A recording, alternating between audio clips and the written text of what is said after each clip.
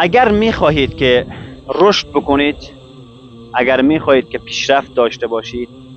و واقعا اگر میخواهید که سعادت دنیا و آخرت نصیب شما بگردد و اگر میخواهید که در جامعه به شما به چشم یک امید مردم نگاه بکنند و شما را امید و نوید جامعه بدانند و شما را آینده یک ملت و جامعه بدانند،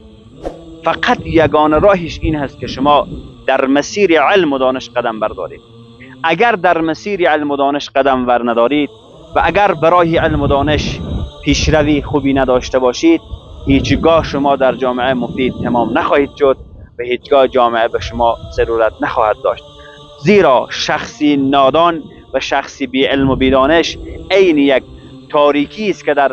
منطقه و ملت و جامعه داخل می شود و تاریکیش همه فضای منطقه را می گیرد و شخصی دانشمند و دانا عین یک نور است که وقتی به منطقه و به جامعه داخل میشه نور و روشناییش تمام منطقه را فرا میگیره. پروردگار متعال برای همه ما شما توفیق عنایت بفرماید که برای علم و دانش، معرفت، منطق و برای سواد کافی قدم برداریم تا آینده ملت و کشور خویش را بسازیم. السلام علیکم و رحمت الله تعالی و برکاته.